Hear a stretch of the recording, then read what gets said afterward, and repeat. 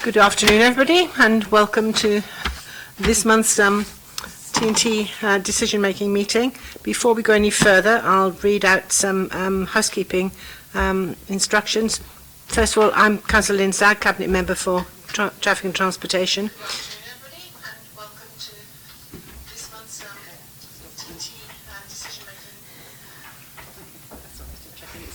What? Oh, right. I'm thinking, hang on a minute, what's going on here? Okay. Yes, it is. I've realised how Welsh I sound then as well. Right, some safety information. If the continuous fire alarm sounds, please evacuate the room and public gallery by the stairwells. Do not attempt to use the lifts. Please assemble at Queen Victoria's statue in front of the civic offices. In order to comply with the Portsmouth Cultural Trust fire marshal regulations, anyone who signed in at the Guildhall reception desk should remember to sign up when leaving the building after today's meeting. May I draw everyone's attention to the fact that this meeting will be live streamed, filmed from a camera at a fixed location at the back of the meeting room, and the recording will be on the Council's website. The camera will mainly capture the backs of anyone making deputations, but there will be some footage of them as they approach and leave the table where the microphones are located, and of people entering or leaving the room whilst the meeting is in progress. Members of the press and public are also permitted to record the meeting on the understanding that it neither disrupts the meeting nor records those stating explicitly they do not wish to be recorded. Please can everyone remember to use the microphones provided when they are speaking. Right, we'll introduce ourselves. Graham, would you like to introduce yourself and then we'll go on this week, which is easier? Yes, my name is Councillor Graham Heaney. I'm the Labour Group spokesman on traffic and transportation. Joanne Miles-Smith, Democratic Services. Anna Martin, Democratic Services. Hayley Chivers, Acting Transport Planning Manager. Felicity Tibbury, Acting Assistant Director of Transport, Portsmouth City Council. Thank you. Do we have any apologies? Have we got any interest to declare? Councillor Heaney? Councillor Bosher isn't here yet, but we'll ask him if and when he appears. Thank you. Right, we have only one item on the agenda, I believe, which is off-street electric vehicle charging point trial progress report, which I think, Hayley, you're going to report to us. Thank you. So the purpose of this report is to provide a progress review of the off-street electric vehicle charge point trial. The trial was approved in July 2017 via a paper to this meeting. And it consists of one fast 7 kilowatt charge point in each of 3 locations of the Seafront Esplanade car park, Isambard Brunel multi-storey car park and Clarence Pier car park. The trial is with City EV, who are a Portsmouth-based electric vehicle charge point supplier.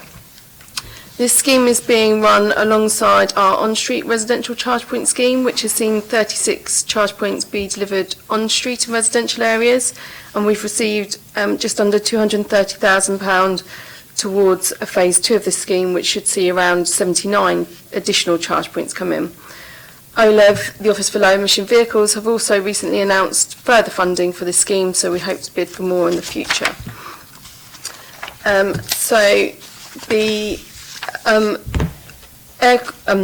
The electric vehicle charge point trial supports the ministerial directive that we're under for local air quality to reduce nitrogen dioxide emissions in the shortest possible timescales. And the report outlines the progress we've made and the results of the trial so far. So the Isambard Brunel charge point has seen average charges for around 2 to 4 hours. Predominantly charging is between 8 AM and 12 noon. It's showing a pattern of weekday use and repeat users, which indicates a commuter use of this charge point. The one at the Seafront Esplanade hover is again around 2 to 3 hours, and at 8 AM to 12 noon is the most activity. 73% of charges are on weekdays, so again we are suggesting that this could be commuter use with people commuting to the Isle of Wight via the hover. The Clarence Pier charge point has only been installed since December 2018, and there was a delay in that one going in, so we have less data. The average vehicle charges 1 to 2 hours there, and 50% of the charging activity is taking place between 12 noon and 4 p.m.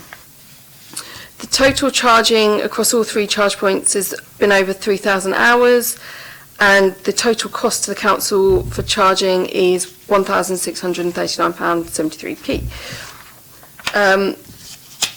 So the recommendations of the report are to note the progress of the charge point trial and to extend the trial for an additional year to the 29th of January 2021.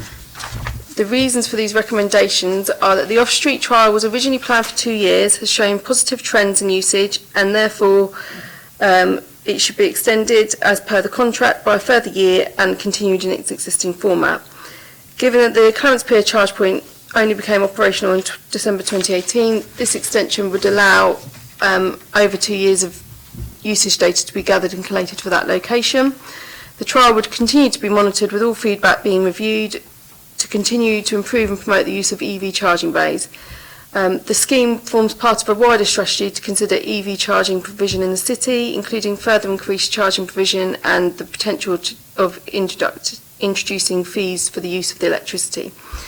The electricity costs incurred to date for this trial are lower than predicted, and therefore the recommendation to continue without charging users for electricity is put forward. The council would therefore continue to subsidise the cost of electricity at the sites for the remainder of the trial to retain interest and attract users and positively promote the service. Following the report, the trial will continue to be monitored alongside work to further develop the city's network of off-street charging locations to ensure we're supporting the government targets and the uptake of plug-in vehicles in the city, ensuring that the solution is best meeting the needs of Portsmouth. Thank you, Hayley. Before I turn to you, Councillor Heaney, we've got one deputation. I'll just read out a bit of it, and I think, Hayley, you're going to answer some of the points in here, but others you will write later and reply to Mr Dobson in person. Yes, okay. Right, the deputation is sent by Mr Mike Dobson, who is a FUPA, that's Friends of Old Portsmouth, committee member specialising in traffic issues, and it's sent on behalf of the Friends of the Old Portsmouth Association. And he starts off by saying the heritage area of Old Portsmouth is subject to increasing traffic levels, and part of the area is in an air quality management area. FUPA welcomes the report and supports the continuation of the trial. Nevertheless, there are some aspects that would benefit from clarification, either in the minutes of the meeting or later. So those that you could clarify now, can you do so, and then we'll refer the others to a later date. Thank you. Yes, so point 2 of his deputation is around the on-street electric vehicle charge points, and there is a question about whether there will be an accompanying report for that trial. Yes, as part of the scheme we'll need to come back with a traffic regulation order, so as part of that report or as a separate report we'll update on how phase 1 has gone and what we've learnt from that. It goes on to talk about mixed messages around whether the on-street charging are for residents or available for visitors. That scheme is designed for residents in the sense that it is standard length charging designed best for overnight use. It takes 6 to 8 hours to charge, and they're put in where there's residents' requests. There's one particularly in the High Street Old Portsmouth he refers to, which was put in based on request of 2 residents. But if it's not in use, visitors are able to access it. There is an app associated with the scheme which identifies where all the charge points are, so anyone can access that and find the charge points and use them. Can I ask on that one, Mr Dobson says that bay isn't marked. Is it your intention to mark it so that visitors can use it? Yes, so when the scheme was commenced, the charge point went in and the bay wasn't initially marked. That bay has now been marked, so it's fully marked and it is accessible to anyone to use. Thank you. Is there anything else you want to say now? Point 3 talks about the hyperlink to the reference for the data, which is included within the appendix table of the report. So that is available, the data link. And there was a further point about comparing the data to the number of non-EVs. I do have the figure of 121,591 for the end of 2018. I don't have the previous ones to hand to compare that to, but we will follow up with that and the other points raised in a separate email to Mr Dobson. Lovely, thank you, Hayley. Councillor Heaney. Yes, although the deputation does talk about residential, I'm not going to ask questions about that because I'm assuming there'll be a report come back at a later time. We can pursue those issues there, so I won't say anything about that. I really had a question about what happens at the end of the trial to these charging points, because obviously we're extending it, which is good, but what happens when that trial comes to an end? So we are looking alongside this for a solution for all our off-street car parks, whether that's pay and display or leisure centres, business parks. And part of that strategy will be looking at the existing ones. We also have 2 at the Park and Ride site. So we will decide whether they form part of the rollout of wider ones or whether we keep them in their current form as they are and have those operating. So there could be, the results of the trial could lead to them being removed. However, at this stage, I feel that's unlikely. So we take over full responsibility for those charging points in terms of maintaining them and presumably any charges we might want to introduce.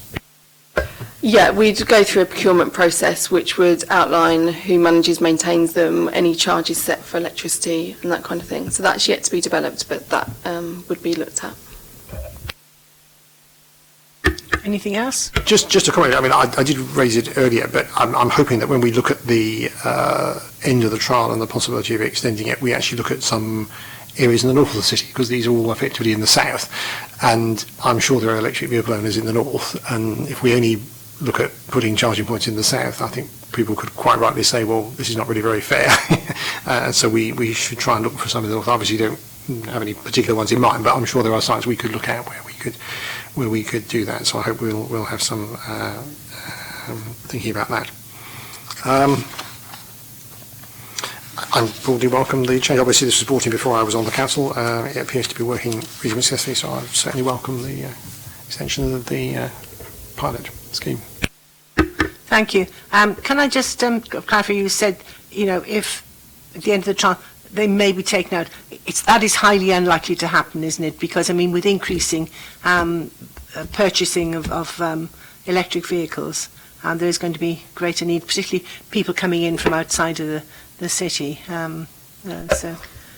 Yes, so we'll bring a report back to yourself at the before the trial ends with a recommendation of whether it's expanded, it forms part of a wider rollout, or whether it's removed. But yes, I agree that it's highly unlikely. I think it's more likely that we'll need more charge points. Yes, and one of the things that I'm very keen on, places like supermarkets, their car parks, we give the rapid charging there, because people will go there, they'll spend anything between 1 and 2 or 3 hours shopping, and taxis and hackney carriages we're also looking at, aren't we? Working with.